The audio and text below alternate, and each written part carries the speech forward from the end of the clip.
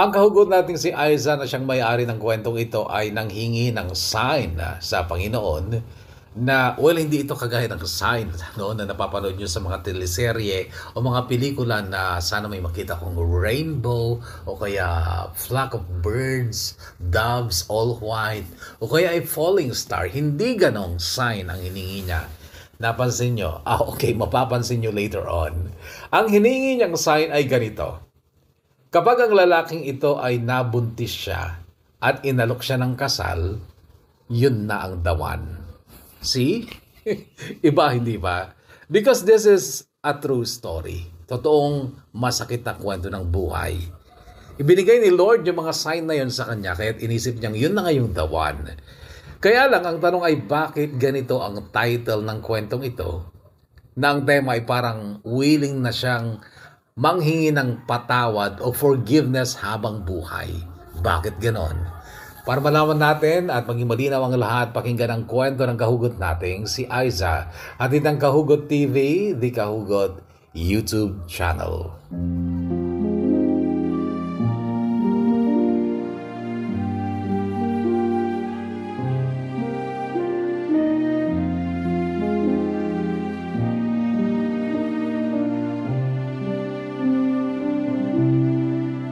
Dear Kuya Bono, itago mo na lang ako sa pangalang Aiz, Tubong Ilocos. 33 na po ako ngayon at may 2 ng anak. Gusto ko lang din ikwento ang napagdaanan ko sa buhay. Medyo mahaba po ito pero kayo nang bahala magpaikli. Ito ay kwentong maraming magagalit at manghuhusga sa akin. Nagsimula ang lahat nung 4th year high school ako. First boyfriend ko noon ay si JC. Mabait si JC at wala akong masabing kamalian sa ugali niya. Maliban na lang sa itsura niya kasi maitim at medyo payat pa siya noon. Dahil yun siguro sa banat ng katawan niya sa trabaho. Nagtrabaho siya noon sa plaza at crush ko ang boss niya. Pero panay ang ngiti at tingin niya sa akin at ang mga kasama niya. Tinutokso nila kami lagi sa tuwing dumadaan ako sa pinagbibiladan nila ng mais o palay sa plaza. 17 pa lang ako ng Kuya Bono at wala pa sa isip kong magka-boyfriend. Puppy love or hanggang crush lang ako. Kasi po takot ako sa mga kuya ko na laging nagbabanta na bubugbugin daw nila ang lalaking manliligaw sa akin. Pero sa panahon na yon, nabaitan at nakulitan ako sa mga kasama at maging kay JC na laging bumibili sa tindahan namin. Mayroon kasi kaming maliit na tindahan noon, Kuya Bono. Kapag nasa plaza sila JC at nagbibilid ng palay, lagi siyang pumupunta sa tindahan namin at bibili ng yelo. Siguro sa isang araw nakakabalik siya ng higit 5 beses para lang magpapansin. Matamis lagi ang ngiti niya sa akin at talagang mabait siya, Kuya Bono. Isang araw ay kinuha ng boss niya ang number ko at dahil crush kong ang boss niya ay binigay ko naman. Ang hindi ko alam ay binigay pala niya ito kay JC. Nagtitext at tumatawag sa akin si JC araw-araw. At kung hindi ako nagre-reply sa kanya sa text ay tatawag siya o kaya naman ay magugulat na lang ako na biglang may darating na load sa cellphone ko. Hindi lang mabait si JC, Kuya Bono, mapagbigay pa. At kadalasan pa nga sinasadya kong hindi mag-reply para lang paloodan niya ako. Hindi nagtagal, Kuya Bono, unti-unti na rin nahulog ang loob ko sa kanya. Palihim ko siyang sinagot, Kuya Bono. Palihim din kami nagkikita. Lahat palihim kasi ayokong mapagalitan ng nanay ko at ayoko siyang mabugbog ng mga kuya ko. Isang araw noon ay binigyan pa niya ako ng cellphone, yung 3310 kasi nasira ang cellphone kong di antena pa noon. Kapag gusto kong makita si JC noon, kunwari may bibilhin ako sa kabilang store na madadaanan ko ang plaza kung saan andun siya o kaya naman ay sisilipin ko siya sa may butas ng dingding namin kasi malapit lang ang bahay namin sa plaza. Isang gabi, Kuya Bono, nag-text siya sa akin at may sakit daw siya. Sabi ko sa kanya pumunta siya sa harap ng bahay namin na noon ay sarado na at tulog na din ang kuya at tatay ko. Kaya malakas ang loob kong papuntahin siya para bigyan siya ng gamot. Ang hindi ko alam ay nagising pala ang nanay ko noong magkausap na kami ni JC sa labas ng bahay at ang sabi, "Ice, Ba't di kayo pumasok at dito kayo sa loob ng bahay mag-usap? Mas magandang tingnan kaysa dyan kayo sa labas at gabi pa. Gulat at takot ang naramdaman ko noon, Kuya Bono, kasi nga wala silang kaalam-alam na may boyfriend na ako. Ang ginawa ko ay pinauwi ko na lang si JC nung oras na yon. Nung pumasok na ako ng bahay ay pinagsabihan ako ng nanay ko. Ang matinong babae sa loob ng bahay nagpapaligaw at hindi sa labas.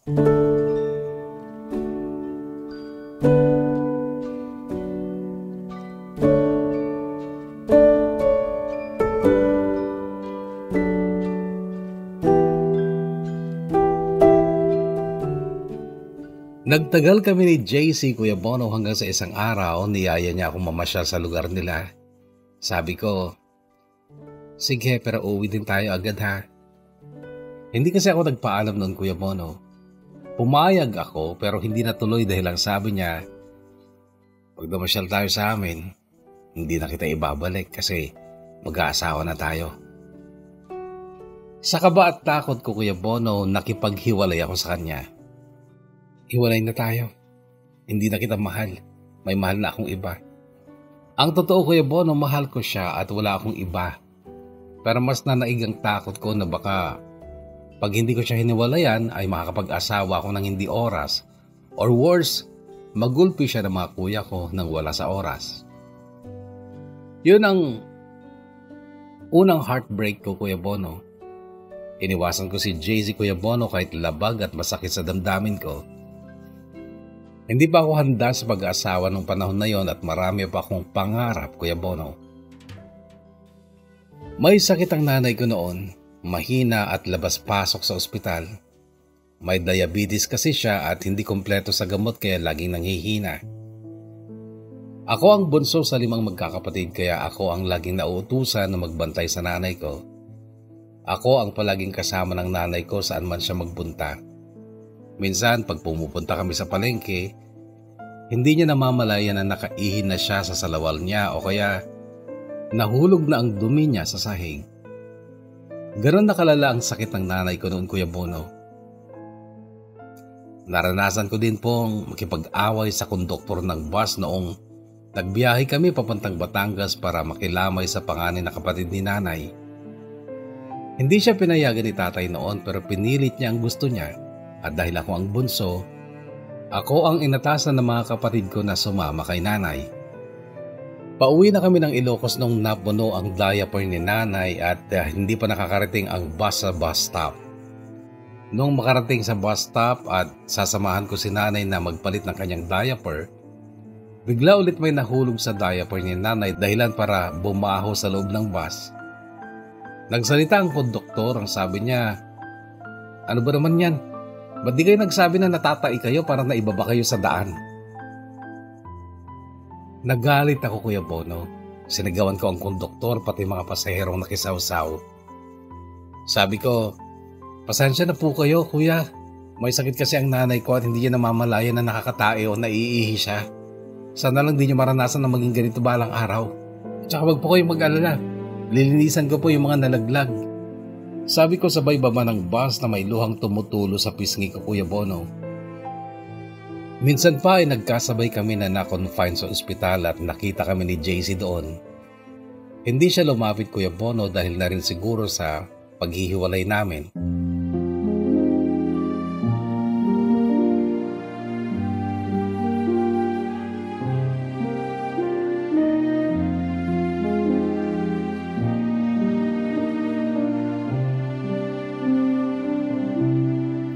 Lumipas ang high school life ko, Kuya Bono, at lumalala pa ang sakit ng nanay ko.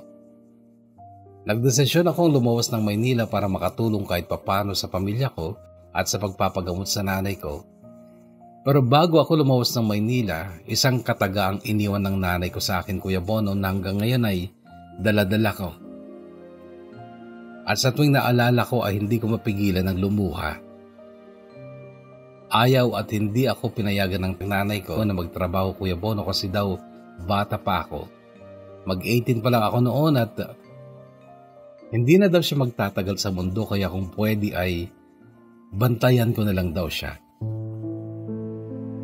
Pero ang sabi ko kay nanay, Payagan niyo na po ako para makatulong ako kahit papano sa inyo ni tatay. Hindi niya ako sinagot, Kuya Bono. Lihim akong naghanap ng trabaho sa Maynila. Nagtanong-tanong ako sa mga kaibigan ko doon. Tinawagan at tinext ko sila.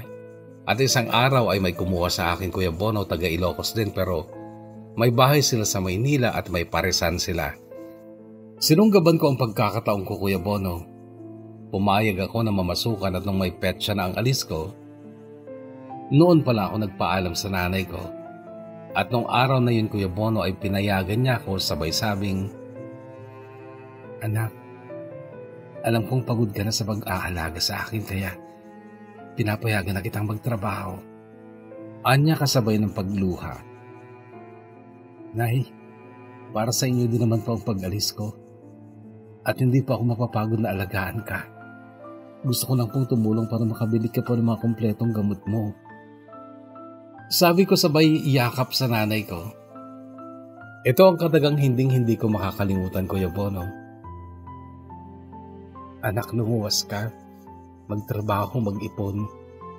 Pero isa lang ang hiling ko, anak. Pag ako ang namatay, huwag kang uuwi." Ang sakit sa loob ko, Kuya Bono. Kung alam ko lang na hindi ko na makakapiling ang nanay ko ng matagal, hindi na sana ako umalis pa. At itinuloy ko pa rin ang pagluwas ko noon, Kuya Bono.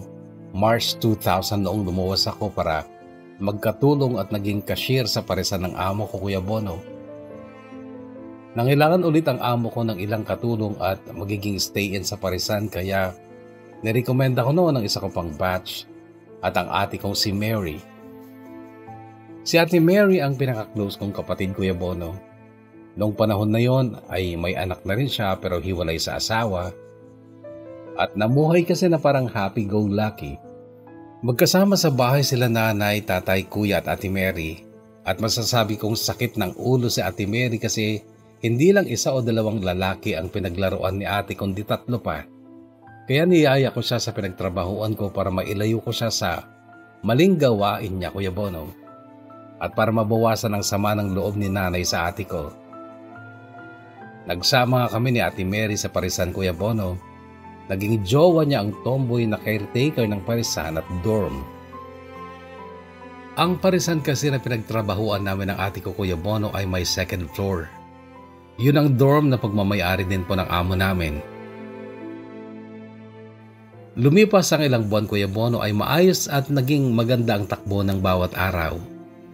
Buwan ng July ng 2009, tumawag ang isa kong kuya na si Kuya Manny. "Umuwi muna kayo kasi si nanay mahina na at gusto kayong makita." Gustong gusto kong umuwi nung araw na yun, Kuya Bono, kaso hindi ako pinayagan ng ate ko. At hawak niya ang pera ko dahil pagswelduhan, siya ang kumukuha at nagtatago ng pera ko. At ang sabi pa niya sa akin, "Bakit pag umuwi ba tayo, madadagdagan ang buhay ni nanay?"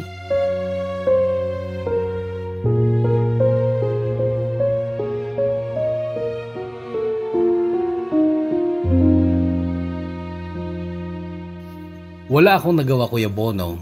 Tumawag ako sa kuya ko at sinabi ko na gusto kong umuwi pero wala akong pera. Galit na galit si kuya sa kabilang linya. Ang sabi niya, "Putang ina nyo. Huwag na huwag kayong magpapakita pag nawala si nanay. At ikaw, Ice, ikaw ang laging hinahanap ni nanay. Kahit ikaw man lang sana makauwi." Wala akong magawa kundi umiyak ng umiyak dahil hindi ko alam kung saan at paano ako makakauwi para makapiling sa huling sandali ang nanay ko. Kinaumagahan, masamang balita ang natanggap namin ni Ate Mary. Tuluyan ng pumanaw ang nanay namin. Galit at puot ang naramdaman ko sa ate ko noon, Kuya Bono. Umuwi kami at nagluksa. Pagkatapos mailibing si nanay, bumalik na kami ng Maynila para ipagpatuloy ang buhay pero naging matapang at naging pariwara ako, Kuya Bono. Lagi kong sinasagot-sagot ang ate ko at di ko na hinayang siya ang maghawak ng sweldo ko. Pag-araw ng day off ko, lumalabas kami ng boyfriend ko na si Christopher. Si Christopher ang cook namin sa paresan. Gwapo siya, Kuya Bono, maputi at matangos ang ilong, Magkasing tangkad lang kami at magkasing edad, pareho kaming 20 years old lang noon. Pag lumalabas kami, nanonood lang kami ng sine, kakain sa restaurant at magpapahinga sa isang 4 na sulok na kwarto. Laging ganon ang setup. Hanggang sa dumating ang mga waray na sina RV at Dennis. Gwapo sila, matitikas at hot. Naging cook din sila sa Parisan. Si Dennis ay naging boyfriend ng kaibigan kong si Joy, samantalang si RV ay nagparamdam sa akin. Kaya lang ay kami pa noon ni Christopher.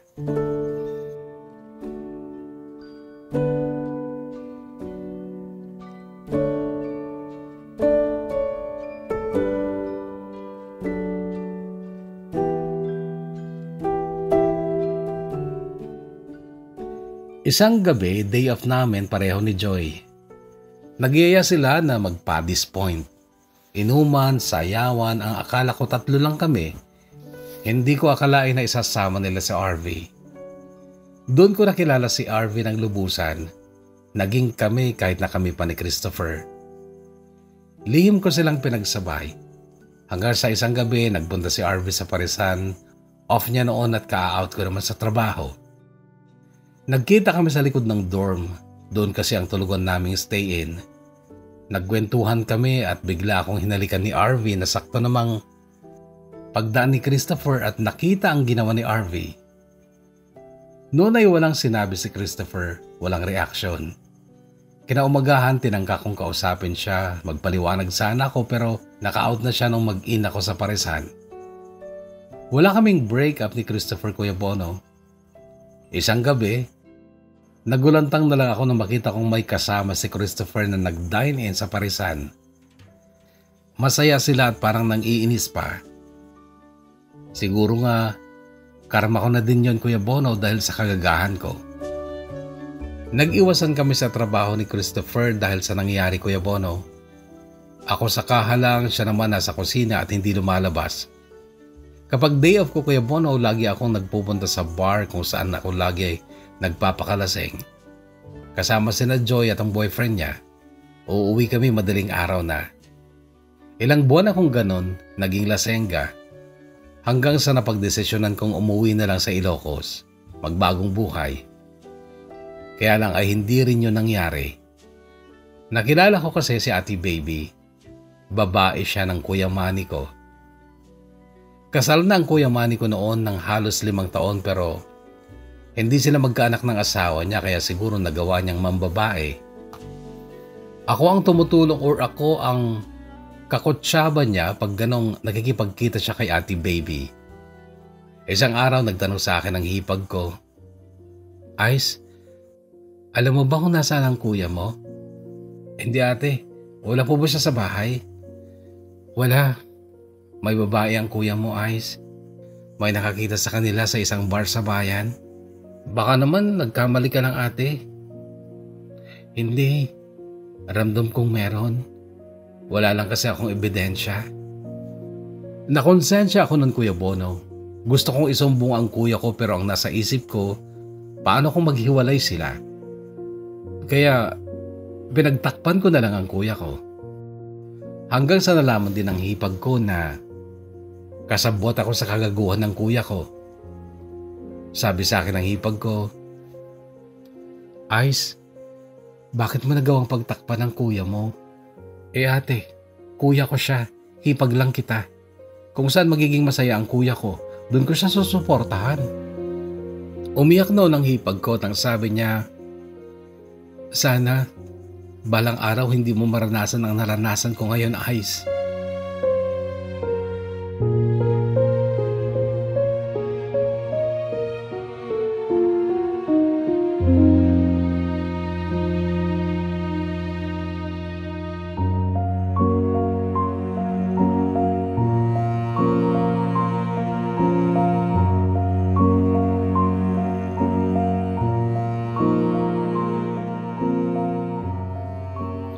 Simula nun, Kuya Bono, ay hindi na ako pinansin o kinausap man lang ng hipag ko.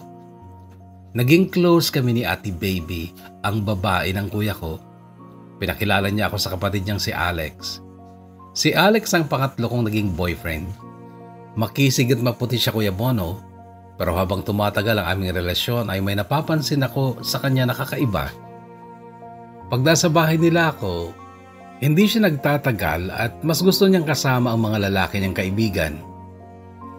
Minsan pa may nakapagsabi sa akin na kapitbahay nila na si Lahis daw ang syota ko. Tinanong ko naman si Ate Baby na ate niya.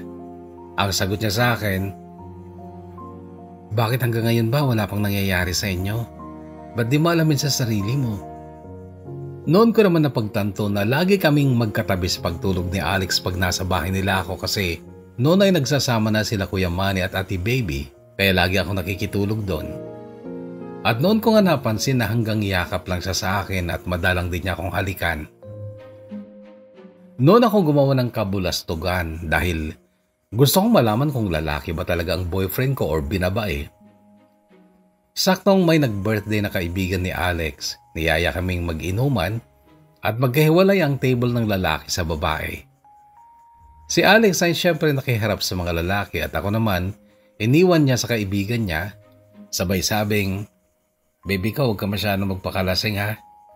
Tango lang ako, Kuya Bono, pero planado na ang balak ko noon. Nagpakalasing ako at nung nakauwi na kami sa bahay nila, ay nag-first move ako. Hinalikan ko siya at pumatong ako sa kanya. Nung una ay hindi siya pumapalag pero nung tangkain kong tanggalin ang botones ng pants niya, ay bigla niyang sinabi na, "Baby, maturugtan, nabartek ka." Sa Tagalog, Kuya Bono, matulog na tayo, lasing ka. Nagalit ako, Kuya Bono, at kinompronta ko na siya. "Alex, lalaki ka ba o binabae?" "Lalaki syempre," sagot niya. "Kung lalaki ka, patunayan mo." Sabi kong galit. Pinatunayan nga niya, Kuya Bono. Hinalikan niya ako ni romansa. Pero sa kalagitnaan ng kasarapan ng eksena ay bigla siya nagsalita. "Sorry baby, napadami ang inom ko. Hindi tumatayo si Manoy ko eh."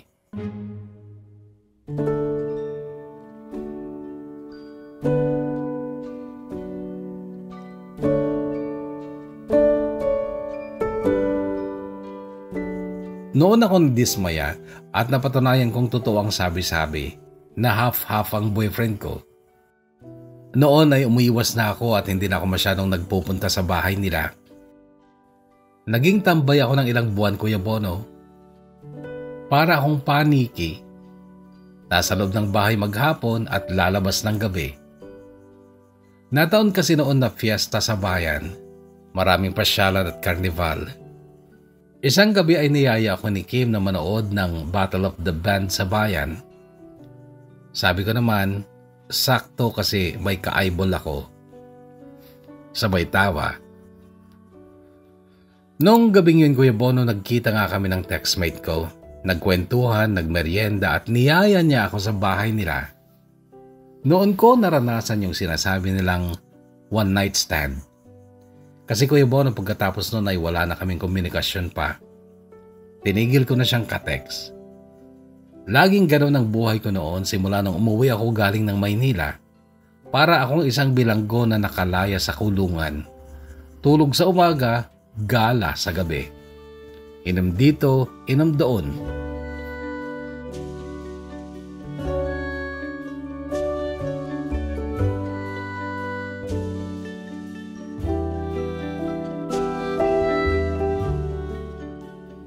Hanggang sa naisipan kong magtrabaho na lang ulit para maiba ang buhay ko. Nag-apply ako sa grocery store bilang cashier, Kuya Bono, at sa awa ng Diyos natanggap ako. Naging kaibigan ko doon sina Dayan, JJ at Chris. Sila ang laging kasama sa pagkain at merienda.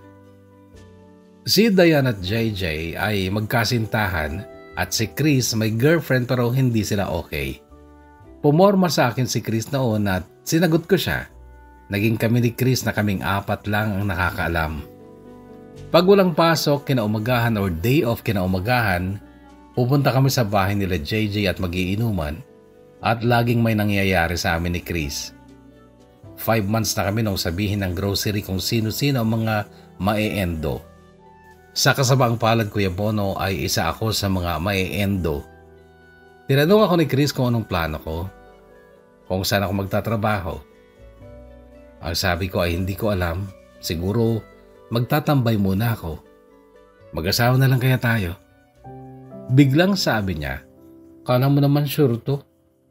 Ganito naman ang reaction ko. Seryoso ako.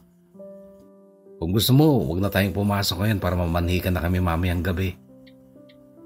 Hindi ako nagsalita, Kuya Bono. Hindi ko alam, pero sa usaping asawa, parang hindi ako handa. Parang ayoko pa. Kaya sabi ko, pag-isipan ko muna. Malalaman mo ang sagot ko pagkatapos ng kontrata ko.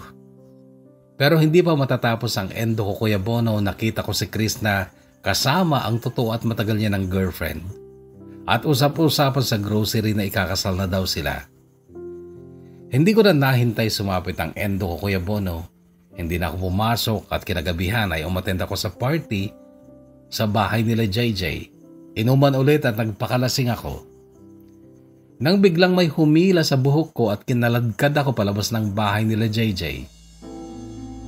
Pagtingin ko kung sino ang humatak sa akin ay ang ate kong si Mary. Pinahiya at pinagsasampal ako, Kuya Bono, dahil para na daw akong babaeng marumi at walang patutunguhan sa buhay. Gusto ko siyang sagutin ng ganito. Kasalanan mo kung bakit ako nagkaganito. Kung hinayaan mo lang sana akong umuwi nung buhay pa si nanay, di sana wala akong sama ng loob na kinikim-kim ngayon. Pero di ko yun nasabi, Kuya Bono. Umiyak na lang ako at nagtatakbo. Pagkaraan ng ilang linggo, Kuya Bono, nagpasya ulit akong lumuwas ng Maynila. Nagkatulong ako sa anak ng auntie Cora ko na taga sa amin pero nakatira sa Maynila. Lumuwas nga ako at doon bumalik si RV sa buhay ko. Kapag day off ko ay lagi kami nagkikita. Maghapon kami magkasama at sa gabi, bago ka bumalik sa bahay ng amo ko ay nagbumotel kami. Laging ganon ang ginagawa namin kapag day off ko. Hanggang sa tanungin ko siya kung anong plano niya kasi that time, Kuya Bono, ay gusto ko nang lumagay sa tahimik. Gusto ko nang mag-asawa. Pero sabi niya, mag-iipon lang muna ako tapos magre-renta tayo ng maliit na apartment tapos magsasama na tayo. Natuwa ako nun, Kuya Bono, at ang tanong ko pa, kailan tayo pupunta sa mga kapatid mo para makilala ko na sila? Ang sagot niya, tsaka na. Nagtaka ako at biglang may tanong sa isipan ko pero di ko na lang pinansin. Isang araw, day off ko yon, sinundo niya ako sa pinagtatrabahuan ko para mamasyal at manood kami ng sine nang biglang may tumawag sa kanya. Lumayo siya para sagutin ang tawag na yon. Nung bumalik siya, ang sabi niya, uuwi muna ako saglit. Ihatid kita sa mall tapos hintayin mo na lang ako doon. Saglit lang ako. May kukunin lang ako at ihahatid sa kuya ko. Sabi ko naman, di sasama na lang ako sa iyo para makilala ko naman ng mga kapatid mo. Kaysa naman iwanan mo ako sa mall at paghintayin ng ilang oras.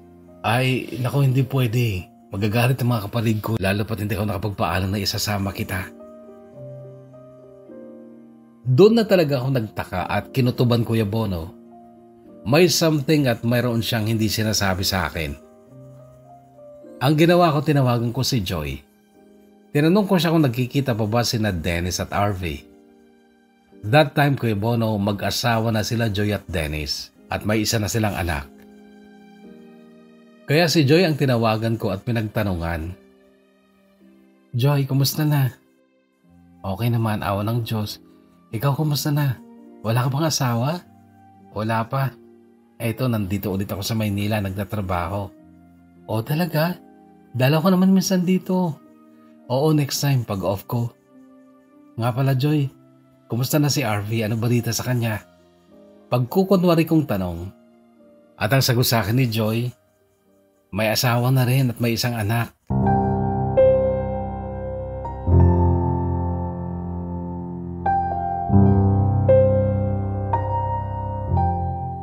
Doon ako gumuho, Kuya Bono.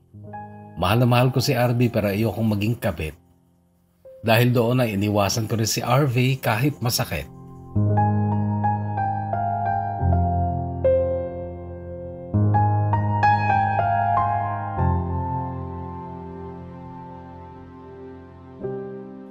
Lumipas sa mga araw at buwan, Kuya Bono, maglilipat bahay ang amo ko.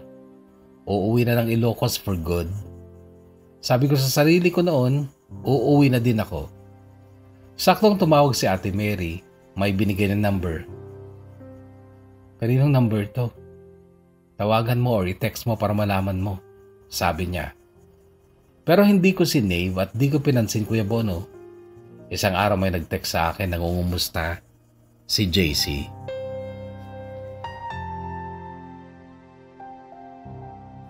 Hi, hello. Kumusta ka na? Si JC to. Text niya. Maghalong kaba at gulat ang naramdaman ko, Kuya Bono. Kaba kasi bago siya magparamdam ay nagdasal ako kay Lord. Lord, sana dumating na yung taong para sa akin at sana bigyan mo ako ng sign. Yung yayain na ako magpakasal at sa unang gabi na may mangyari sa amin at nabuntis ako, ay siya na talaga ang para sa akin. Yun ang dasal ko noon, Kuya Bono. That time ay nireplyan ko nga si JC. Hanggang sa nanligaw ulit at nagkabalikan kami. Pinapauwi ako ni JC noon para magsama na daw kami at kung kasal lang daw ay maibibigay niya yon kahit saan pang simbahan. Nangarap ako ng gising noon, Kuya Bono. Ini-imagine ko na naglalakad ako sa altar na nakaputi at may hawak na malaking bouquet. Sakto naman na may isang palabas sa MMK noon na pinagpustahan pa namin, Kuya Bono. Kung sino ang makakahula ng tamang pamagat ng kwentong yon, siya ang panalo at masusunod ang gusto niya. Pag si JC ang manalo, uuwi na ako at magsasama na kami. At kung ako naman ang mananalo, hindi ako uuwi at magpapatuloy ako sa buhay ko sa Manila. Ang bida sa MMK noon ay sina Bugoy Carino at AJ Peras. Magkapatid at naglakbay sila para makauwi sa lugar nila. Ang hula ni JC ay tsinelas at ako naman ay laruan. Pagkatapos ng palabas, agad siyang tumawag. Ang sabi, "O paano yan? Panalo ako. E di uuwi ka na. Magsama na tayo."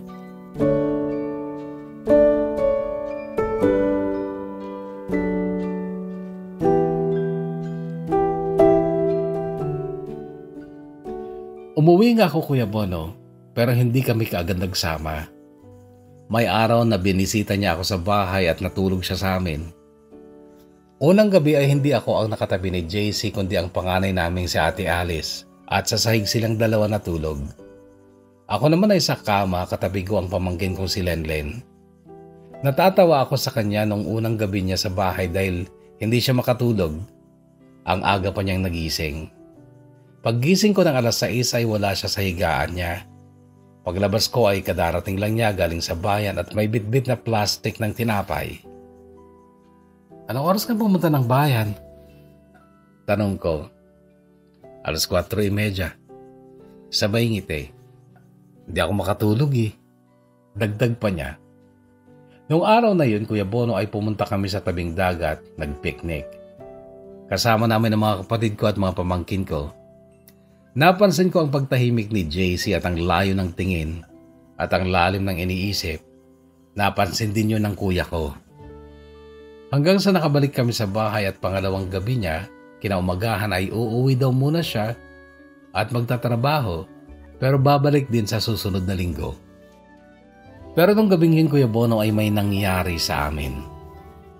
Kahit nakatabi namin ang pamangkin kong si Lenlen ay nagawan pa rin namin ang paraan. Tatanggi sana ako, Kuya Bono, kaso sabi niya, "Eto lang ang alam kong paraan para maging akin ka na habang buhay." Kaya napapayag niya ako, Kuya Bono.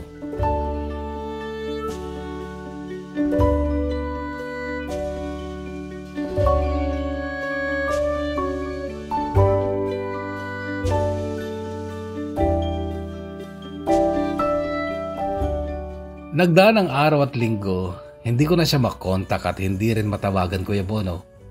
Nag-alala ako at nagtaka. Pagkaraan ng ilang linggo at isang buwan, nagparamdam ulit siya at nung panahong yun, Kuya Bono, ay hindi na ako dinatnan. May hinalan ako noon na baka buntis ako.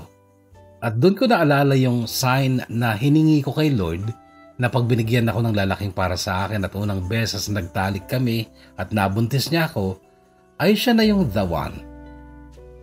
Hindi ko muna yon sinabi kahit kanino, Kuya Bono, dahil may nabalitaan ako sa tunay na estado ni JC. At gusto ko munang patunayan yon. Kaya nung nagparamdam na siya ay tinanong ko siya ng diretsahan. Nabalitaan ko may asawa ka na daw at kasal ka pa. Totoo ba yon? Hindi siya sumagot, Kuya Bono. Kung hindi totoo yun, pumunta tayo sa inyo at gusto kong malaman ng totoo.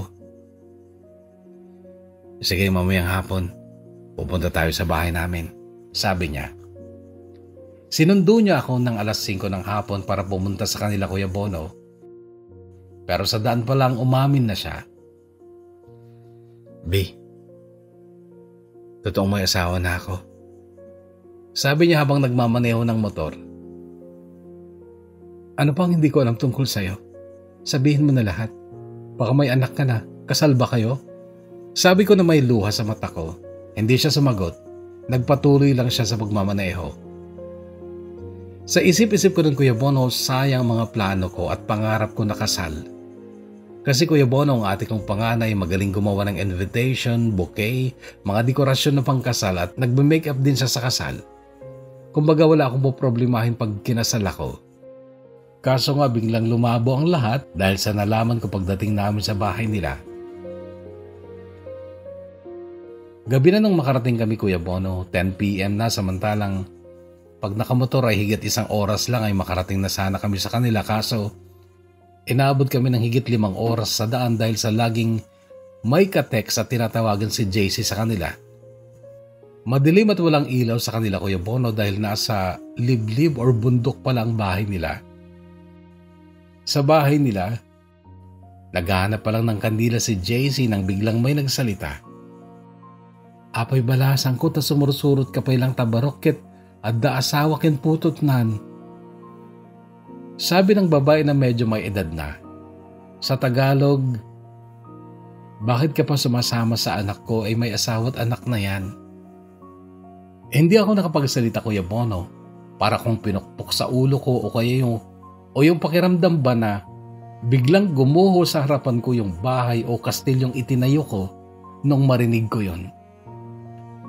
Si JC ang sumagot sa nanay niya, Kuya Bono, at ang sabi niya, kayo ang may gusto doon, kaya kayo ang magsama. Nagsagutan silang mag-ina, Kuya Bono, pero ako parang wala akong naririnig o nararamdaman. Isa lang ang gusto ko noon, umuwi na. Ihatid mo na ako sa amin, sabi ko kay JC. Sa daan pa lang nung pauwi na kami, laging humihinto si JC para pakiusapan akong huwag ko siyang iwanan. Pero ang tanging gusto ko lang sa mga oras na yon ay makauwi. Pagkarating namin sa bahay ng mga alas 12 ng madaling araw, ay pinapasok ko siya at nag-usap kami ng masinsinan sa kwarto ko. Ang sabi ko, umuwi ka at ayusin mo ang pamilya mo. Hindi para sa akin o para sa iyo, kundi para sa pamilya at lalong-lalo na sa anak mo. Hindi na ako uuwi. Ikaw ang mahal ko simula noon at ikaw ang gusto kong makasama habang buhay. Sagot niya, Kuya Bono. Kinaumagahan ay umuwi siya at nalaman ng buong angkan ko ang sitwasyon ko, Kuya Bono.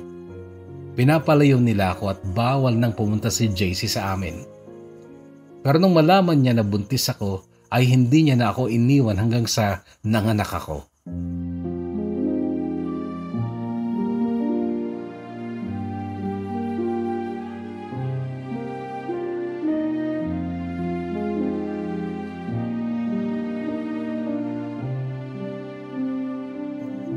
Pinalayas at di rin ako kinakausap ng tatay ko sa panahon na yon. At kahit labas-masok ako sa ospital noon, hindi niya ako tinutulungan kahit na tinatawagan ko siya ay hindi rin niya ako kinakausap. Ginusto niya yan, panindigan niya. Iyan ang salitang nakarating sa akin galing daw sa tatay ko. Masakit, Kuya Bono, kasi nagkatotoo yung binitawang salita ng hipag ko noon sa akin na mararanasan ko din ang sakit na nadama niya nung mambabae ang kuya ko. Naisip ko, eto na ang karmang sinasabi nila. Ang karma kong ito ay yayakapin ko na lang at paninindigan hanggang sa huli.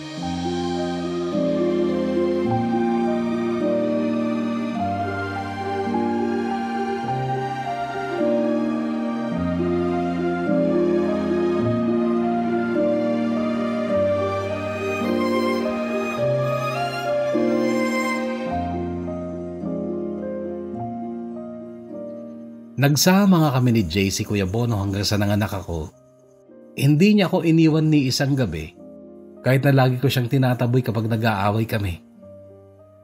Bumalik ka na sa asawa mo at sa anak mo. Ayusin mo ang pamilya mo. Sabi ko, pero ang lagi niyang sagot, ikaw ang mahal ko at ikaw ang gusto kong makasama habang buhay.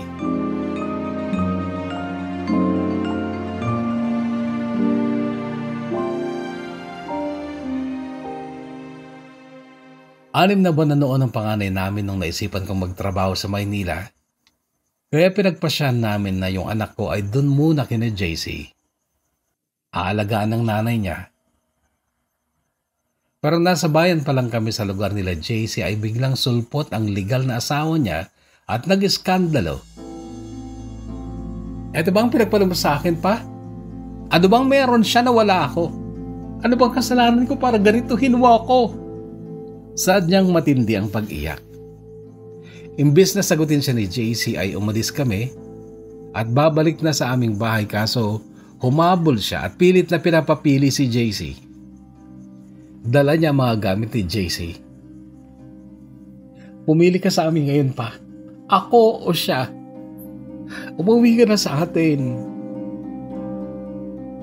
Ang sagot naman ni JC, umuwi ka na sa atin. Ihahatid ko lang siya at uuwi din ako pagkahatid ko sa kanya. Pigil ang pag-iyak ko doon, Kuya Bono, habang nasa bus kami. Gusto kong bumaba at pumara ng bus pa Maynila dahil yung araw na yun, Kuya Bono, ay ihahatid ko lang sana ang mag-ama ko at luluwas na rin ako pa Maynila para magtrabaho. Pero hindi ako binitawan ni JC at pagkalagpas namin ng isang bayan ay pumara siya at bumaba kami. Sumakay kami ng bus pa norte. Pupunta daw kami sa Apayao, sa uncle niya, at doon daw muna kami pansamantala. Narating namin ang Santa Marcela, Apayao, Kuya Bono. Kwento ni JC sa mga pinsan niya doon ang nangyari sa amin at kung ano ang sitwasyon namin.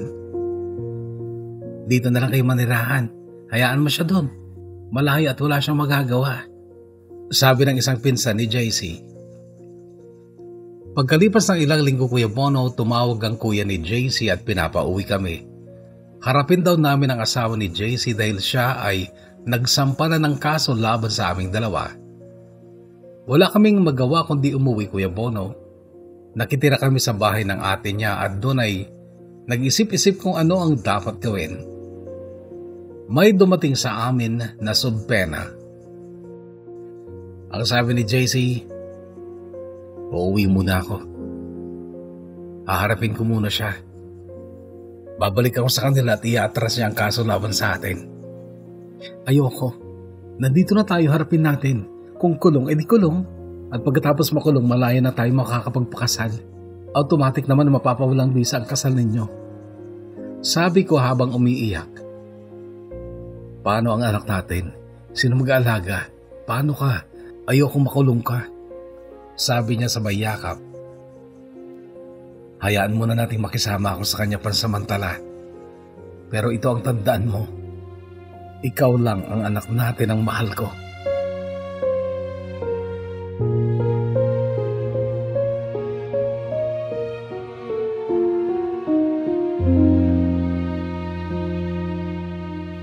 Pagkaraan ng ilang araw, Kuya Bono, ay umuwi nga si JC. Ilang buwang hindi kami nagkita at nag-usap. Sabi ko, kaya kong buhayin ang anak ko. Hinayaan at pinakawalan ko siya, Kuya Bono, kahit masakit. Pero pagkaraan ng ilang buwan, bumalik siya sa akin at magsama na daw ulit kami dahil hindi raw siya masaya sa feeling ng asawa niya. Walang araw na hindi sila nag-away, Kuya Bono. Nagsama nga ulit kami pero hindi tumigil ang asawa niya sa panggugulo sa amin. Isang araw nagkausap kami ng asawa niya sa cellphone. Ang sabi niya, tandaan niyo to, Hindi kayo magiging masaya at hindi ko kayo bibigyan ng katahimikan hanggat nabubuhay ako. Sinusumpa ko yan. Patawarin mo kami. Hindi rin kami hihinto sa paghingi ng patawad sa'yo. Hindi ko kayo mapapatawad. Sigaw niya sabay patay ng cellphone. Ngayon Kuya Bono ay 12 years na kami nagsasama ni JC. May 2 na kaming anak. Hindi pa rin tumitigil ang asawa niya sa panggugulo sa amin. Minsan pa nag-chat siya sa akin na keso daw may ibang babae si JC at nagkikita raw sila or nakikipagbalikan daw si JC sa kanya. Sabi ko naman sa kanya, kung saan masaya si JC dun ako. Kung maaayos ang pamilya ninyo, magiging masaya ako kasi ibig sabihin nun magiging okay ka na at hindi ka na magiging ampalaya. Minsan pa Kuya Bono pinabarangay niya kami. Humihingi siya ng sustento, 6,000 per month. 2 kasi ang anak nila. Ramdam at naiintindihan ko siya Kuya Bono kasi nasaktan siya. At may karapatan siyang humingi ng sustento. Doon ko napapatunayan yung binitawan niyang salita na hindi siya titigil na magpahirap sa amin. Ang hindi ko lang maintindihan ay simulat sa pool, alam niya lahat ng nangyayari sa buhay namin ni JC. Yun ay sobra kong pinagtataka. Kumbaga sa app ay updated siya. Nasa ibang bansa din siya Kuya Bono. Magwa8 taon na. Isang araw nagulat ako nang utusan niya ang panganay niyang anak na pumunta sa amin at humingi ng biik kasi nanganak ang baboy ko. Binigyan ko sila Kuya Bono para walang gulo. Ang hindi ko lang maintindihan ay kung paano niya nalaman na nanganak yung baboy ko. At may napili na raw silang biik. Nung time na yun na hindi pa naman nagpupunta ang anak niya sa amin, paano sila nakapili na ng biik? Yun pala Kuya Bono ay mayroon akong kapitbahay na best friend niya. At siya ang parang human CCTV sa buhay namin. Kaya pala siya updated sa mga nangyayari sa amin.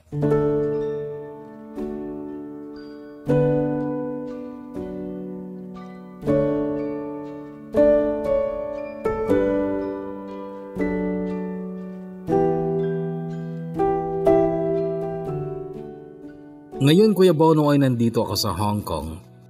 5 months na ako dito.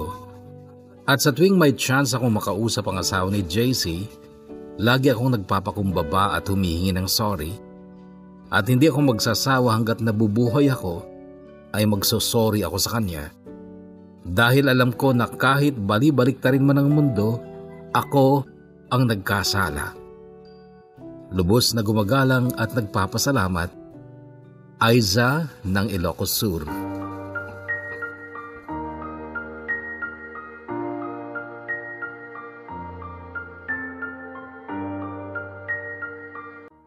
So malinaw na sa inyo mga kahugot kung bakit ganito ang title at kung bakit very much willing ang kahugot natin sa Aiza na manghingi ng tawad kahit daw habang buhay.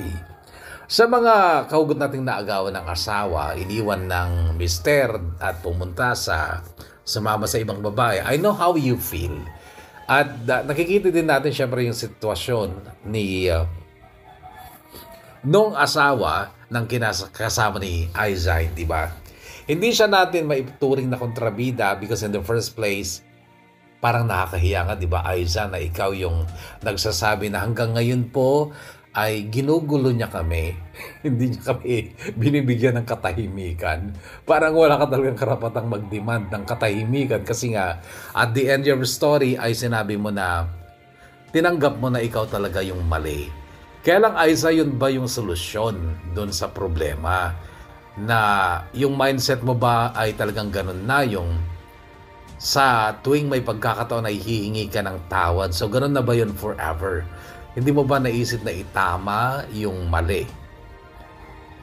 At total, nasa abroad ka, kaya mo nang buhayin yung mga anak mo, bigyan magandang kinabukasan, hindi ba? Kaya lang, madali lang kasing sabihin ito. I also know, kayong lahat mga kahugot, madali lang magpayo, hindi ba? Madali nang magbigay ng advice. Kaya lang kung ikaw talaga yung nasa sitwasyon ay mahirap. Lalo na't si lalaki nga ay mahal na mahal niya si Aiza. So it's not really easy. May mga tao talaga na it's okay kahit maging mali na ako forever. Basta ito yung gusto ko, dito ako masaya. Okay? So hindi natin mabiblame yung mga ganong tao. So ang gagawin ko ay pasalamatan ko na lang si Aiza sa pagbabahagi na niya ng kanyang kwento. Hindi siya nagpakabida sa kwentong ito kasi nasa kanya yung pagtanggap na mali siya. At kung meron man sigurong hangarin si Aiza para sa pagbabahagi niya ng kanyang kwento is para lang magbahagi ng aral. Not necessarily inspiration or kilig, kundi leksyon. Na kung ikaw ay dalaga ngayon, wala ka pang asawa at dumating ka sa ganitong punto, maiwasan mo na. At siguro kailangan na aralin mo talaga, kilalanin yung lalaki kung siya ba ay kasal na o hindi pa. Ganun yun kasimple. Okay? So Aiza, again, maraming salamat for sharing your story. Sa ating mga shoutout na, Boss Aim, shoutout to you. Rayma Rodiel of USA, shoutout to you. Ganun din kay Margie Tumbali ng Hong Kong at kay Best Friend sa Aberdeen. At si Haris Indong, pa-shoutout po, no problem. Ba't ang diliit? Vincent Karag 6122, sir, pa-shoutout from Cagayan Valley and Butuan City, working from Taiwan. Pa-shoutout po dito sa Singapore at sa family Lacaste dyan sa Isabela. Miss ko na kayo, lahat dyan. Thank you. Aviela Caste. Pa-shoutout kay Bono, pabati na din sa mahal kong si Jobert Mendoza. Thank you sa bagong upload mula naman kay Eloisa Guerrero. Sabi naman ni Cornelia Consejo, watching here in Hong Kong, shoutout sa family ko dyan sa Cagayan, Consejo and Tulyao families. Lanilin Lawigan, always listening here in Hong Kong at greet ko nga na din mga Mars kong sila Joe Antelan, Maricel Aliwanag at si Aiza si Baluka. Shout out to you Perlita Malabad ng Kuwait. Daiselin Bidanya, pa-shout out ko yung sa family Bidanya dyan sa Purok Naregda, Aritaw, Nueva Vizcaya. It's me, Daiselin Bidanya from Doha, Qatar. And Nympha Ganaba, salamat ko Ibono, may bago na naman po. Paranas naman po ng shoutout, Nympha Ganaban by Len at sa pamilya ko sa Ilagan, Isabela here in Taiwan. Ayan, Nympha, shoutout to you. And Ana Marie Pineda, shoutout to you. Maraming salamat and stay healthy also. Rose Caroline Jose, pa-shout naman Kuya Bono, is listening here in Kawayan from Carol. Hello, Carol. And Heherson de la Cruz, shout out de la Cruz family from Saguday, Quirino Province. From Heherson. Angela Legayo, always bangers here in Al-Hasa, Saudi Arabia. Angela Legayo, salamat. And Mang Pilong Vlog, salamat Kuya Bono, mayroon na naman mapapakinggan habang nag-work dito sa ibang bansa. Read more. Stay safe and stay healthy. Maraming salamat, Mang Pilong. And Eileen Kabakungan, shout out to you, just sa France. Joveline Dayag, shout out to you. Lilibet Balinsat Sabado, shout out to you. Karen Kimau and Flor de Lisa Mabuti, thank you sa pakikinig. Hello, magandang oras from Qatar. It's April Aduro. Shoutout kay Bono, thank you. Mula naman kay Lynn Benz. And Lynn Tolosa says hello, listening here while cooking. Pa-shoutout po, no problem Lynn. And Honey B. Kamit, shoutout to you. And nasa Hong Kong pala si Honey B. Listening from Taoyuan, Taiwan, Kuya Bono, shout out to Isela Jane na nahawa na sa akin sa pagkikinig sa iyo. God bless you too, Angie. And maraming salamat. Dami kong tawa sa kwentong ito. Naasar lang ako sa huli kasi hindi kayo nagkatuluyan ni Dustin from Majarini Paula. Isaya Molo 6256. Thank you and God bless you too. Novi Tugina, pasyal Kuya Bono sa lahat ng tagapakinig dito sa Bansing, Bayumbong, Nueva Vizcaya. Naimbag nga oras yun dita, Novi. Wow, first time na na-shout name ko. Pa-shoutout po ulit Kuya Bono listening here in Amsterdam, Netherlands from Concepcion, Amulong, Cagayan. It's Valerie Gasmin. Maraming salamat, nandiyan ka na pala Valerie. Congrats. And salamat, may bagong kwento pa shoutout po Kuya Noel Kaugiran na nahawa sa pakikinig sa akin. Nabangers kami dito sa Singapore from Mia. Thank you Mia. And thank you Kuya Bono pa shoutout po kay Reynaldo Atot, Pescador of Ilocos Sur. Mula naman kay Marvin Paet. Hi Kuya Bono, listening here in Qatar, listening while cooking. Pa-shoutout po dyan sa Solana, Cagayan, De La Peña family. Mula naman kay Rowena Gamad.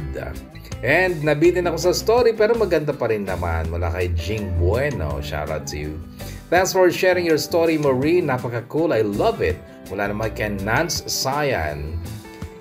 Next please, sabi ni Play J and the Modern Girl Outlook and Lifestyle, Strong Independent. Mula kay Jaime Rodriguez. Melody Arago Romero. Maureen is a laid-back type of a person. Nonchalant Casis. Love your spirit. And Rivera Cindy says, maraming puso. Shoutout Kuya Bono sa tagapakinig mo na kagaya ko, especially Grain Dinagutan na nag-aabang din sa bago mong upload. Rabilin Kaila here in Kingdom of Saudi Arabia. J. Tana, shoutout to you. Listening here in Hong Kong, Kuya. Pabati sa kasama kong naimas na singpet na bangluken na pintas ni Michelle Domingo. Mula kay Brenda Ariola. Apo na yan. Daisy Bell Agad. Thank you Kuya Bono for listening here in Oman. Shoutout sa mga taga Isabela. Thank you. Hope to meet you around here in Singapore, Miss Sender. Sabi naman ni Sheila Valencia. Catherine Kiba, and thank you so much sa new upload Kuya Bono. Laging abangers dito sa Saudi Arabia. Maraming salamat. Decibel Agaid. Negrita Colaija, shout out to you. And Assalamualaikum Kuya Bono. Basta kahit gaano pa kahaba ang ads na mga binabasa mo, nananaig pa rin ang support ako sa iyong channel. Stay safe Kuya Bono. And stay healthy. Love you Kuya Bono. Love you to Rahima pala ito. Ayun. So, yan na muna mga kaugot. Muli maraming salamat sa paglalaan ng oras sa ating programa. Stay healthy, stay safe, and God bless us all.